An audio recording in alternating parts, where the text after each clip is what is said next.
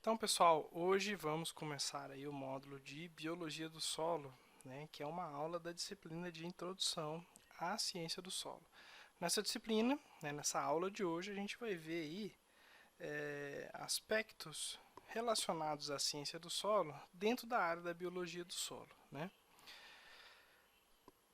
Para a gente entender melhor qual a importância da biologia do solo dentro da ciência do solo, a gente tem que entender o solo como um organismo vivo, como se ele fosse um ser vivo. Por quê? Porque o solo respira, o solo tem metabolismo, o solo tem gestão, o solo tem uma série de interações biológicas com as plantas e com a matéria orgânica que nós poderíamos considerá-lo como um organismo vivo e como seus indivíduos atuando ali como órgãos, né?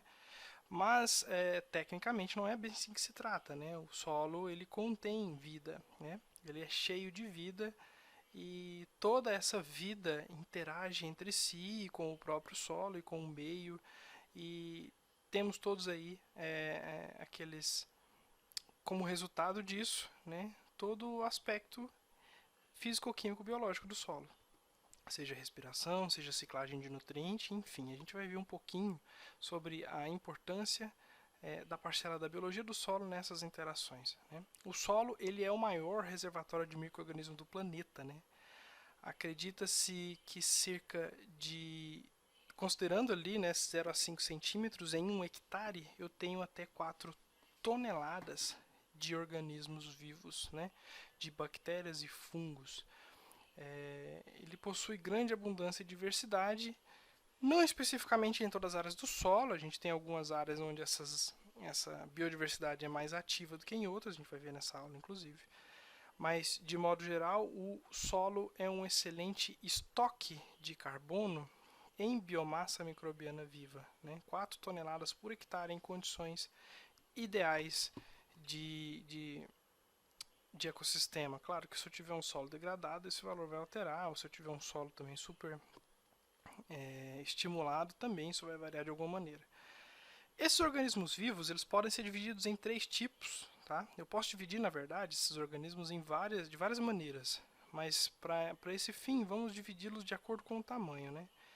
Podemos dividi-los em macro, meso e microfauna. Lembrando que a microfauna, alguns autores ainda o dividem em dois, né? Microfauna e micro-organismos.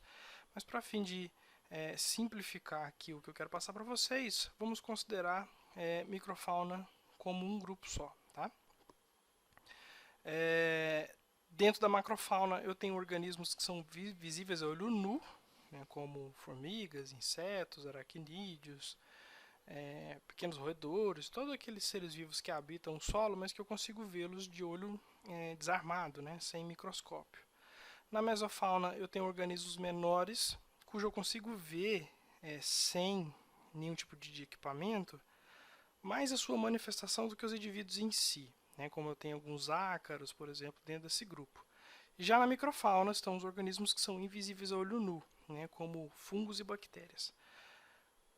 Ainda assim, dependendo da maneira com que esses organismos estão dispostos em colônias, eu posso ver a manifestação macroscópica deles, né, como por exemplo um cogumelo é um fungo, e é um fungo macroscópico, hoje eu estou conseguindo ver, mas ele é considerado, ele é enquadrado dentro do grupo da microfauna, dos micro-organismos, por se tratar de um micro-organismo, né?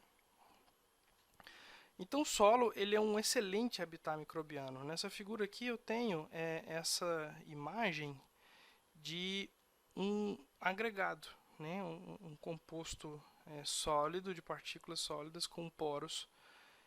E nesses poros eu tenho então dividido a minha parte líquida e a minha parte gasosa, né? Eu também tenho matéria orgânica. Então é no agregado onde eu tenho ali o melhor tipo de habitat, porque eu tenho água para os organismos que precisam, na verdade todos precisam de água, né? E o ar que está composto ali também, oxigênio, nitrogênio, que vai desempenhar diversas funções em diversos grupos funcionais de micro-organismos, que a gente vai passar também no fim dessa aula uma pincelada rápida, tá? Alguns fatores que podem afetar essa atividade, umidade principalmente, sem água micro-organismo não atua, tá? Eles ficam ou esporulam e ficam em estado inerte, ou morrem, né?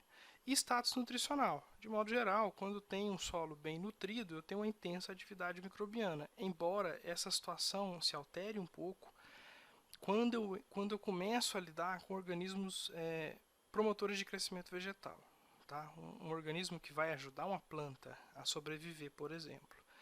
Temos aí o grupo dos fixadores de nitrogênio. A gente vai dar um exemplo mais futuramente com mais detalhe. Mas esse grupo ele só atua quando a planta está sem nitrogênio. Se a planta tiver com nitrogênio, eles não vão atuar. Então, a status nutricional atua nesse sentido.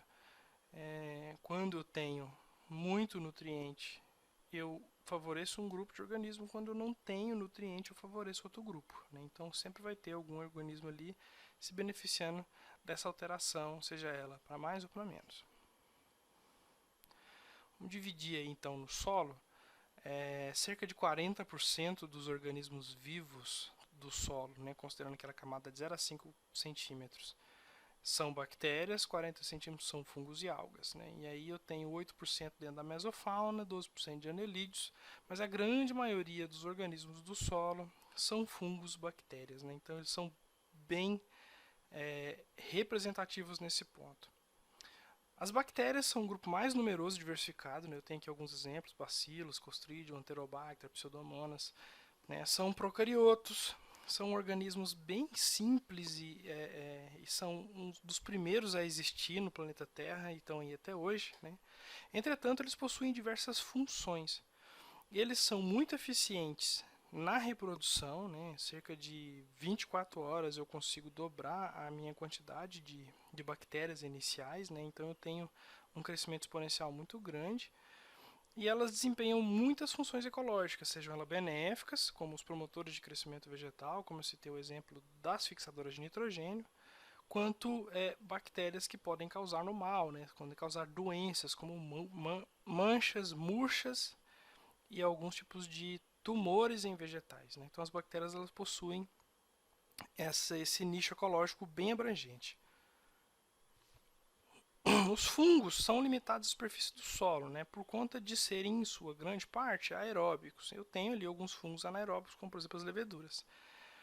Mas aqueles que atuam no solo são, em sua grande parte, aeróbicos, né? Eles favorecidos em solos ácidos, eles de modo geral preferem solos mais ácidos, em torno ali de 5,5, do que bactérias que preferem solos mais próximos, com pH mais próximo da neutralidade, né? São excelentes decompositores de matéria orgânica, tá? Inclusive mais eficientes do que as bactérias. As bactérias são mais rápidas, mas em determinado momento as bactérias não têm habilidade de decompor alguns compostos orgânicos, como por exemplo a lignina, né? A madeira. Tanto que a gente consegue ver a orelha de pau decompondo a árvore e a gente não vê colônia de bactéria fazendo isso, né? E ele também tem uma função estrutural física muito interessante, porque suas hifas, né, seus micélios, vão crescendo e ajudam ali na estrutura do solo, né? Os gêneros mais frequentes: penicílio, muco, rhizopus, fusarium, aspergillus, tricoderma. Eu tenho vários fungos também de importância agronômica na promoção de crescimento, como por exemplo os fungos micorrízicos ou o próprio tricoderma, que atua ali no controle de pragas e doenças, mas também tem diversos fungos que causam doenças, né, como as ferrugens, por exemplo. Algas, protozoários e vírus, eles têm uma função um pouco não tão protagonista dentro da promoção vegetal de crescimento, né? As algas, elas pouco interagem com as plantas, tá? Elas fazem fotossíntese, tanto que elas nem gostam de viver tanto na proximidade de outros organismos, tá? Elas são muito eficientes na produção de matéria orgânica para solos erodidos, né? Protozoários e vírus, eles têm um protagonismo maior em doenças, né? Hoje em dia, com a pesquisa andando, a gente sabe que alguns vírus podem atuar também, não propositalmente, indiretamente, claro, no controle de pragas e doenças, mas de modo geral, protozoários e vírus que têm maior importância agronômica são aqueles que causam doenças nas plantas, como por exemplo o vírus do mosaico do tabaco, né? Eles também têm funções ecológicas, como parasitas de bactérias e de fungos do solo, mas aqueles que a gente tem maior preocupação são os que causam doenças em plantas, né? Para vocês terem ideia de como é que funciona a questão da distribuição da densidade desses organismos no solo, a gente tem esse gráfico aqui que mostra que conforme o solo vai se aprofundando, né, de 0 a 8, 8 a 20, 20 a 40, 40 a 60, eu também vou diminuindo a umidade e disponibilidade de matéria orgânica. Com isso também eu vou diminuindo a minha quantidade de unidades formadoras de colônia de bactérias e fungos. Tá? Esses valores aqui se linkam, tá? Eu vou diminuindo a quantidade de matéria orgânica porque eu tenho menos micro-organismo e tenho menos micro-organismo porque eu tenho menos matéria orgânica. Então, por exemplo, aqui na camada superficial eu tenho 24. Isso aqui é um valor por miligrama de solo, tá? 24 UFCs de bactérias aeróbicas, 2,7 de bactérias anaeróbicas, 280 miligramas por grama de fungo, né, do solo.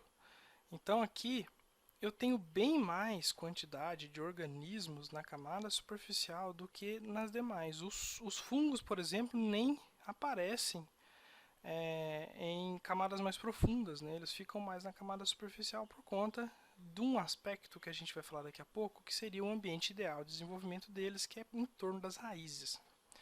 Então, de modo geral, as camadas superficiais do solo apresentam maiores quantidades de micro-organismos.